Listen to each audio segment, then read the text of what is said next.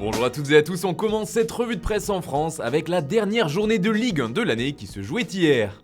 Et comme le rapporte l'équipe ce jeudi, l'OM a eu chaud en arrachant l'égalisation contre Reims dans le temps additionnel, grâce à un pénalty peu évident transformé par Dimitri Payet. Une fin heureuse pour les Phocéens, un score de 1 partout, mais ils perdent tout de même la deuxième place au profit de Nice qui l'a emporté contre Lens 2-1. Du côté de la Provence, on remercie quand même le père Payet car l'addition aurait pu être plus lourde. C'est un peu la même pour le PSG, le club de la capitale sauve encore les apparences, résume le Parisien, grâce à un but de Mauro Icardi qui a égalisé en fin de match, quelques minutes après l'exclusion de Sergio Ramos, qui enchaînait son deuxième match d'affilée avec Paris. Résultat 1 partout contre Lorient. Même score pour l'Olympique lyonnais qui n'a pu faire mieux qu'un match nul face au FC Metz. Une triste fin d'après le Progrès et une 13e place au classement, loin des objectifs des Gaunes. Enfin, le champion en titre a le sourire après un match fou à Bordeaux. Alors qu'ils perdaient 2-1, les Lillois se sont finalement imposés 3-2. Le LOSC a été renversant, comme le rapporte La Voix du Nord. En revanche, la constance règne chez les Girondins, toujours la pire défense du championnat et toujours incapable de tenir un résultat. Ça jouait aussi en Italie et l'Inter continue sur sa lancée. Le club lombard l'a emporté 1-0 face au Torino et reste seul en tête de la Serie A. L'Inter plein gaz résume bien le Corriere dello Sport. C'est la 9e victoire en 10 matchs pour les Nerazzurri, un sacré rythme de champion.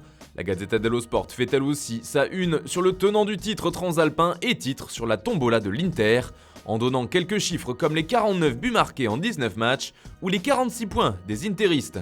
De quoi donner le tournis au reste du championnat. Pour Tuttosport, c'est une fuite vers l'avant de l'Inter, même si l'AC Milan s'est également imposé 4-2 contre Empoli. Mais l'écart est de 4 points entre les deux voisins, alors que le Napoli s'écroule et est distancé à 7 points du leader après 4 défaites en 4 matchs. La dernière en date hier soir face à la Spezia, 1-0.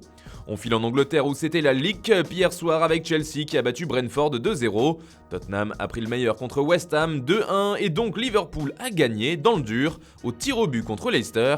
Après un match qui s'est fini sur le score de 3 partout, les deux équipes sont allées au bout du bout pour se départager et c'est Diogo Jota qui a délivré les siens, comme le rapporte le Daily Mail. Ce résultat fait aussi la une de The Times et du Guardian et il y aura de belles affiches au tour suivant puisque les deux demi-finales verront s'affronter Liverpool et Arsenal et Tottenham face à Chelsea. Du côté du Daily Mirror, on met plutôt en avant le héros Kaoemin Kelleher qui gardait les buts de Liverpool et qui s'est illustré durant la séance de tir au but. Mais ce qui nous intéresse ici, c'est que le journal explique à quel point les clubs de Première Ligue redoutent le pire. Ils préparent un plan d'urgence, raconte le tabloïd. Le variant Omicron pourrait faire fermer les portes des stades en Angleterre, un cauchemar pour tout le monde outre-Manche, qui fait également les gros titres du Daily Star. Le quotidien parle aussi du retour du huis clos redouté par toutes les équipes anglaises et qui plane au-dessus de la Première Ligue. Une hantise qui pourrait bien se réaliser au début de l'année 2022 si le nouveau variant du coronavirus continue de se propager à travers les joueurs et l'Angleterre tout entière. En Espagne, le Real Madrid continue sa course en tête avec une victoire 2-1 contre l'Athletic Bilbao. Et à sa tête comme toujours, c'est le grand Karim Benzema qui a porté les Madrilènes avec un doublé en seulement 3 minutes. Il a trouvé le chemin défilé à la 4e et à la 7e minute et les mots manquent pour qualifier son début de saison. Mais les chiffres parlent pour eux. Déjà 21 buts et 8 passes décisives pour le Français, toutes compétitions confondues. Pour le journal AS, c'est la ligue de Benzema tout simplement. Marca parle même d'antivirus pour Kabenwebe, car le Real était fortement diminué hier avec 11 absents, mais ça passe quand même et en grande partie grâce au nouveau numéro du buteur de la Casablanca.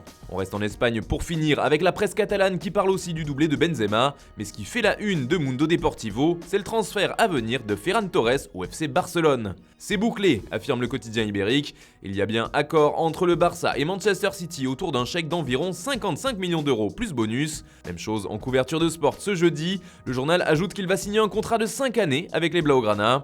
Mais le club catalan aimerait bien enregistrer une autre arrivée en attaque. En tout cas, le club y travaille et si ça se complique pour signer Edinson Cavani, Sport explique que le FC Barcelone tente sa chance pour Pierre-Emerick Aubameyang. L'attaquant des Gunners est sous contrat jusqu'en 2023, il faudra donc un transfert, mais pour réduire son coût, le Barça aurait proposé un échange assez improbable. Samuel Umtiti, Philippe Coutinho et Neto ont été mis dans la balance, même le nom d'Ousmane Dembélé a été évoqué, mais le Barça compterait finalement le garder et le prolonger. En revanche, pour les 3 premiers noms, le club espagnol serait bel et bien d'accord pour les voir partir à Arsenal en échange de l'attaquant gabonais.